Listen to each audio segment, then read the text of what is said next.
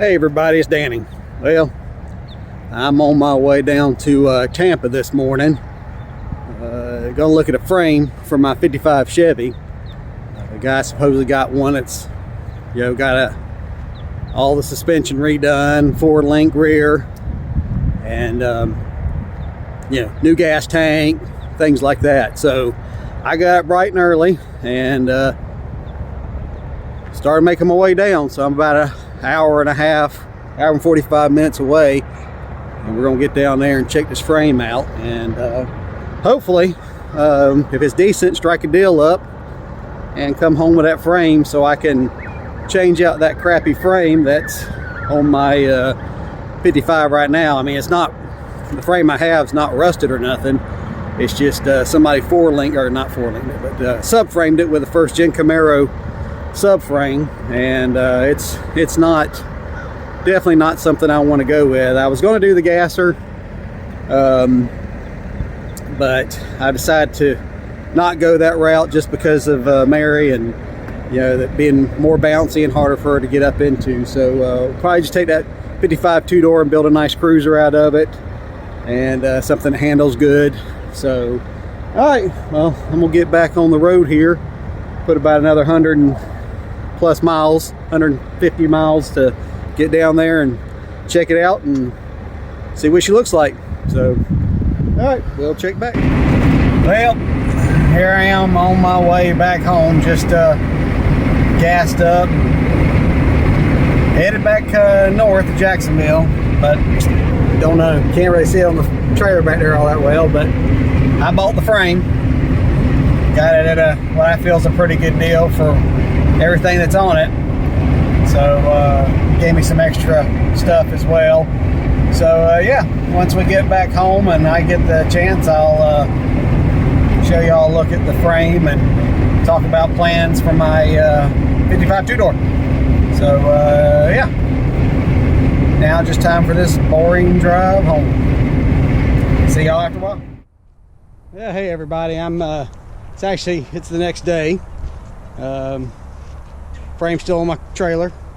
This is the frame that I picked up to go up underneath my 55 two-door. The frame that's on my 55 has actually been subframed with a first gen Camaro subframe years ago, probably back in the late 80s. They didn't do a bad job of the welding, but it's not what I wanted. I was going to go for the gasser look. Several people sent me messages saying don't do gasser, but the main reason I'm not doing a gasser, not because of what other people said, but because my wife is real susceptible now after the stroke to bumps and bounciness and things like that, and a gasser is just not a smooth ride. So this car I actually want to build for the 2024 Power Tour. She really wants to go on that, and even though we don't know what the route's going to be yet, I want to put this car together as a better cruiser. So that's why I was looking for another frame, and I just happened to come across this frame that guy had a car, wanted to do a LS swap and a tubular chassis, custom chassis, something like that. So this frame had already had a bunch of money sunk into it, and it's all brand new stuff. So let's take a look. We got already got the power steering box on it, the CPP coilovers, Bilstein front shocks, the sway bar, the 1-inch sway bar, got some old American Racing daisies there. It's got the cross member for the tranny, and it's got a 4-link coilover rear setup, which that was a lot of money right there, but just don't understand why they did that to a stock rear end. It's not even a posi, but you know what, that'll work for now. So I gonna cut these side mounts off, the old bell housing mounts, do away with the front mounts and put regular side mounts on it, so I can put my motor in it. But yeah, it's got RideTech not control arms, but the tie rod ends and billet adjusters. So a lot of brand new parts. There's there's over $4,000, well over $4,000 of new parts when you add up how much all this stuff. The rear 4-link, it's not the cheap China one. This kit was actually about $2,200 that they put in this one when you look it up online. So there's a very important reason though why I'm doing this.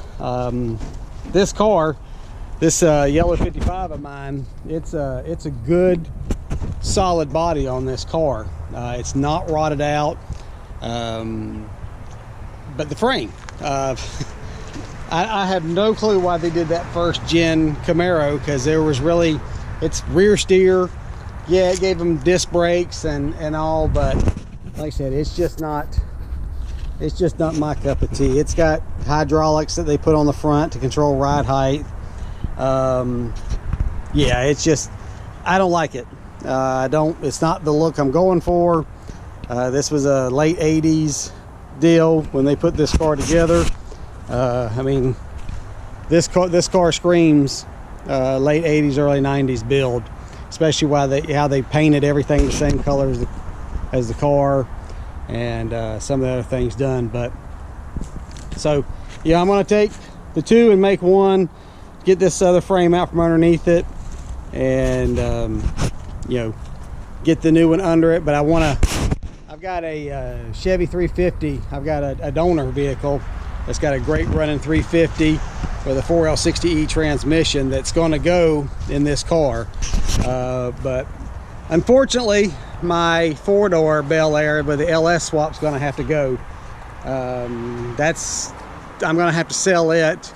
A couple reasons. One, finances, with me not working right now. But two, to build this car. My wife's really wanting to do this, and after this stroke, it's really put a damper on things for us and for her. And like I said in one of my other videos, anything I can do to bring her some happiness and enjoyment, that's what I'm going to do. And so yeah, no gasser. Not saying I'm not going to give it a hot rod look, but I want to make it a good cruising car. Like I said, I have a lot of the parts to build this car. The guy yesterday, he threw in a new gas tank, a headliner, a brand new rear trunk mat for it. So I mean, yeah, I've got a lot of parts. It's just a matter of doing the work. We're about to go out of town for a little while, so it'll be November before I really get to start working on this car. And got to scrounge up, you know, windshield. I have a back glass. I've got bucket seats for my Chevelle I'm putting in it. So it'll come together, and shouldn't break the bank. There's no bank to break, actually. So but yeah, that was what I did yesterday, going down to Seminole, Florida, which is near Tampa, to pick this frame up, and got it at I got it a lot cheaper than if I would have built this frame myself. And super nice guy, made me a hell of a deal. So yep, that's an update on my 55. Again, getting rid of all this junk, and once we get this body off this frame, then I'm going to paint the firewall, paint the inner fenders. I'm going to leave any kind of, you know, deals with the body. There's very, very, very little work that, you know, rust repair or anything. There's a couple little small pinholes in the bottom of the rocker. You know, I've poked at it, and the only reason there is any rust is from where this paint lifted, not prepped correctly, and it lifted and caused moisture underneath the paint. But the car is, like I said, it's out of Oklahoma. It's super solid, and this frame is in really nice shape. I'm going to scrub it down, put a coat of paint on it, just because the paint that's on it is coming off in places. But yeah, it's got a lot of goodies on it, and you know, you can think what you want. I think the guy, whoever put it together, did an okay job, and it'll suit my car just fine. God, I hate that yellow grill. That just not my cup of tea. So that's what I got going on. I will have the Bel Air, the 4-door for sale here soon. I hate to get rid of that car. It's got a lot of new stuff. I've got that LS motor in it at 4L60E. It's got a disc brake set, all new brake lines, fuel tank. Yeah, I know I could take that to Power Tour and all, but I've got a certain look in my head that I want, and I just can't get it with a 4-door. And I don't have nothing against the 4-doors. Don't get me wrong. It's a great cruising car, but it's just, you know, when you have an idea in your head, you're not going to be satisfied until you do that. But so just stay tuned for that. I'll probably put a video up, you know, a little more in depth on that car. So, like I said, November. Middle of November-ish, I think, sometime through December. My plans to get the body off of that frame, get this other frame prepped, get the motor out of the donor, do some of the things I need to do to it, change out because it's fuel injected right now, but change it over to carbureted, which I like. If I can swing it, I'd like to get a sniper kit or a Vitec or something like that to put on it. Who knows? Depends on if my 4-door sales. Actually, all this is dependent on my 4-door selling, because I just don't have the disposable income right this second. And you know, I sold I did some wheeling and dealing to be able to get to where I could get this frame.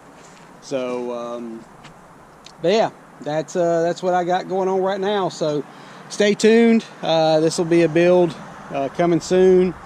Going out of town for a little while. I may be doing some videos of that trip out of town. Going up to my in-laws' place out in the Smoky Mountains to get her away for about a week and a half, 2 weeks. So yeah, I hope you enjoy this little sneak peek and an update on my 55. So yeah, some assembly required, just like a big model kit like I used to build when I was a kid. So again, I appreciate y'all watching these videos. Please subscribe if you're not. Just trying to put out more content, trying to put out good content. Hopefully we'll get into some builds here shortly. And again, I want to thank you for all watching. So we'll see you next time on Rusted Out Revival Garage. God bless. Have a great day.